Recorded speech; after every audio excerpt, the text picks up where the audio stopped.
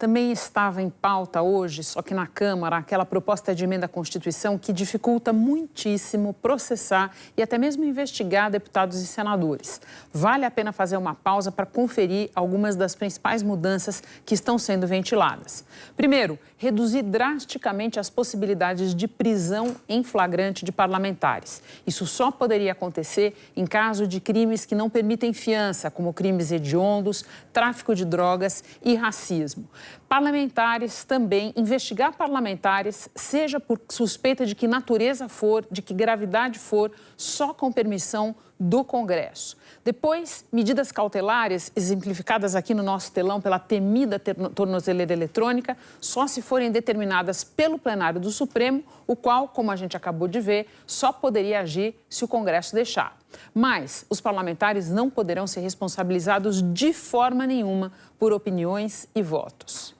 A ideia de boa parte dos deputados era votar a PEC da blindagem hoje, mas até agora nem o texto foi apresentado. Quem acompanhou de perto essa turbulenta negociação e agora entra na conversa ao vivo é o Ricardo Abreu. Boa noite, Ricardo.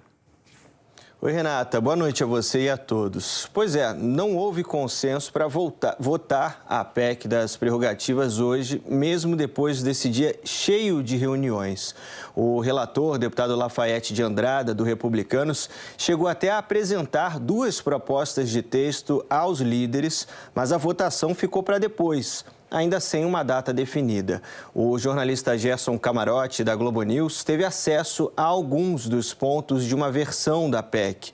Um deles diz que a condenação criminal de parlamentares só poderia acontecer caso haja o voto favorável de 2/3 do STF. Hoje é por maioria simples. Ainda de acordo com a apuração do Camarote, em caso de prisão preventiva ou de medidas cautelares, seria necessário o aval de 2/3 dos ministros do STF. E mesmo assim, a decisão teria de ser submetida à deliberação da Câmara ou do Senado. No caso de prisão preventiva, ela teria de ser revista a cada 90 dias. E caso deputados ou senadores decidissem sustar um processo, o STF não poderia reverter essa decisão. Olha só, na esquerda da sua tela, nesse QR Code, você confere o conteúdo completo da reportagem do Gerson Camarote no G1. Agora, são mudanças na Constituição que foram debatidas com os líderes durante toda a noite na residência oficial da Câmara. A gente estava lá acompanhando. Só que esses pontos não tiveram convergência e foram, inclusive, objeto de intensa discussão entre os deputados. Para se ter uma ideia da falta de sintonia, até deputados da oposição admitiam que não conheciam o teor do texto, até chegarem à residência oficial da Câmara. Mesmo assim, eles estavam defendendo a votação ainda hoje a toque de caixa. Como disse mais cedo o líder do PL, Sóstenes Cavalcante, no Estúdio I da Globo News. A proposta foi pautada de um texto que não está fechado? Isso é uma prática comum na casa. Mas nós não vamos conhecer o texto antes de ser votado ou vamos conhecer? Não, lógico que é impossível votar um texto sem conhecimento prévio. Eu tô achando isso esquisito. O texto será publicado. O relator está conversando com todas as bancadas, está indo às bancadas ouvindo, o texto será publicado, depois nós teremos todo o amplo debate, uma PEC tem que ter quórum qualificado e nós vamos fazer todo o debate como a Constituição. Mas tudo isso hoje vai ter um grupo de... Isso é uma pauta das ruas? O senhor ouve isso? Essa é uma PEC das prerrogativas do parlamento. Lógico que esse não é um assunto familiar ao eleitor. Enquanto a reunião acontecia na residência oficial, na Câmara, a base do governo também articulava sua posição contrária à proposta. Agora à noite, o líder do PT, deputado Lindbergh Farias, comentou o adiamento. Não tem texto fechado, o que a gente considera positivo porque as mudanças eram muito grandes. O deputado é um cidadão como qualquer outro. Então, veja, mudar quórum do Supremo Tribunal Federal, tinha isso, tinha sustação de inquérito. Então, isso fica para depois, a gente respira aliviado porque ganhou um tempo.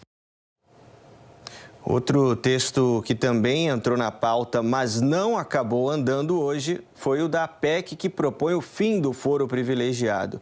Se aprovada essa PEC, a proposta tira do Supremo os casos criminais que envolvem autoridades, Com isso, eles seriam julgados pela primeira instância. Hoje, no STF, há 44 inquéritos e 6 ações penais contra parlamentares e ex-parlamentares de diversos partidos. Vale lembrar que há outras investigações sob sigilo, o que indica que o número é ainda maior, Renata. Ricardo, muito obrigada. A gente se fala amanhã sobre esse assunto, com certeza. Bom descanso para você. A PEC da blindagem consolida o processo de autoproteção que o sistema político colocou em marcha a partir do trauma da Operação Lava Jato. Ela cometeu erros, sem dúvida. O judiciário às vezes fica devendo em autocontenção, sem dúvida. Mas nada disso apaga a natureza do que está acontecendo. Se aprovada a PEC, na prática o mandato vai virar uma condição à prova de responsabilização criminal. A conquista da blindagem é uma das manifestações do empoderamento do Congresso. A outra, construída mais ou menos no mesmo período, é o controle sobre fatias crescentes do orçamento. E o curioso é que as duas se encontram agora, porque a investigação de que os parlamentares mais buscam se proteger no momento é justamente aquela sobre dinheiro de emendas ao orçamento.